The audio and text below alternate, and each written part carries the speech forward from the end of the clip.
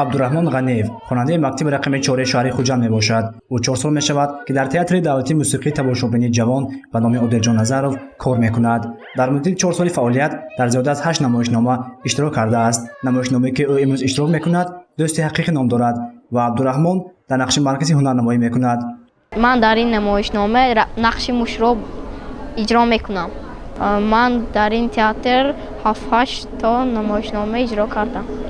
همین نقش به بازی میکردگی من بچه ها میفهمم که آدم و بزرگیش و جستگی و عقل و خیرات به. با این نمایشنامه تئاتر دولتی موسیقی تماشابینی جوان به نام عادلجان نظرov شهر خوجند از آغاز موسم 24 تئاتر خبر داد. تئاتر نمایشنامه دوست حقیقی را از روی اثر میخائیل بارتنیو در ترجمه و کارگردانی براءت احمدزاده و میرزا یوسف احمدov به تماشا گذاشت. نمایشنامه بار اول سال 2019 روی صحنه آمده بود.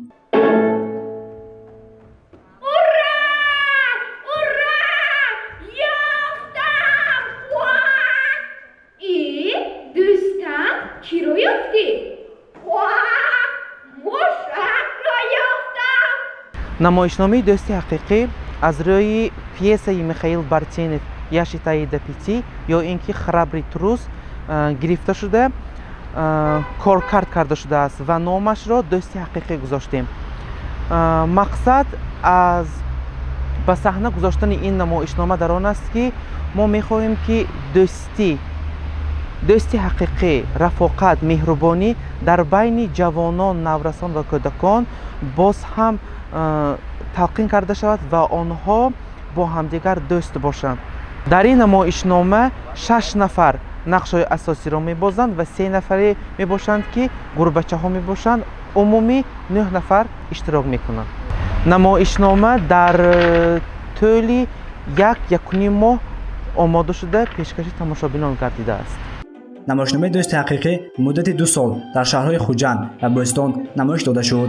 در نقشه است که آن را اکنون در شهرهای پنجکن، گلستان، کانیبادام و دیگر شهرها ناحیه‌های ولایت سوخت پیشکشی دوستداران تئاتر نمایند. تماشابینان امروزی نمایشنامه دوست حقیقی اساساً کودکان و نورسان بوده نمایشنامه را خوش پذیرفتند.